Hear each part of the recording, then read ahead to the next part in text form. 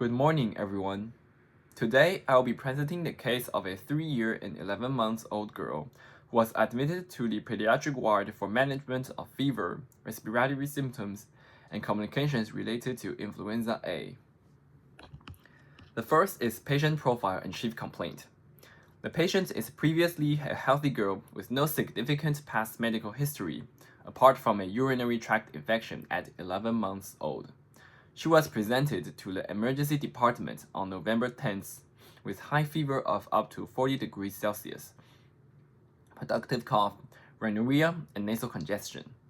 Her mother also reported poor appetite, reduced activity, and mild lethargy over the past few days. The next is history and physical examination.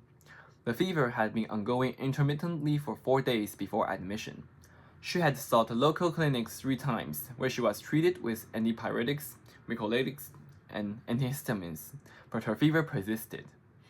Upon presentation to the emergency department, her vital signs included a temperature of 40 degrees Celsius, heart rate of 169 beats per minute, respiratory rate of 22 breaths per minute, oxygen saturation of 95%, and blood pressure of 115/60. Physical examination revealed bilateral coarse breathing sounds, but her appearance, work of breathing, and circulation to the skin were normal. Laboratory and radiology findings.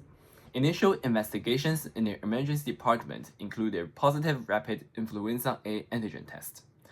Other findings were notable for hypertransaminasemia, mild hypokalemia, and leukocyturia without symptoms of urinary tract infection.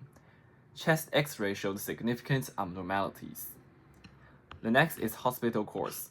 During her hospital stay, the patient exhibited intermittent fever with temperatures fluctuating between 38.4 and 39.4 degrees Celsius, along with persistent productive cough and rhinorrhea. Coarse crackles were noted on auscultation, particularly on the left side. On day 3 of admission, acute otitis media was identified during routine screening, although she denied ear pain. Her management included high-dose amoxicillin for the otitis media, antipyretics as needed, and mucolytics for symptom relief. Profilin was discontinued due to potential side effects, and ambroxol and diphenhydramine were replaced by an acetylcysteine mucolytic agent. Outcome and discharge plan. By the fourth day of admission, the patient's fever resolved, her cough and rhinorrhea improved, and her appetite returned to normal. No further antipyretics were required. Laboratory follow-up showed normalization of liver enzymes, and she was stable for discharge with a diagnosis of influenza A-related bronchopneumonia and acute otitis media. She was sent home with instructions to continue amoxicillin and symptomatic care as needed. The final is the conclusion. This case highlights the importance of closely monitoring children with influenza A, especially when complications such as bronchopneumonia and acute otitis media arise. Early recognition and appropriate management, including antiviral and supportive therapy, are crucial to prevent future complications. Thank you for your attention.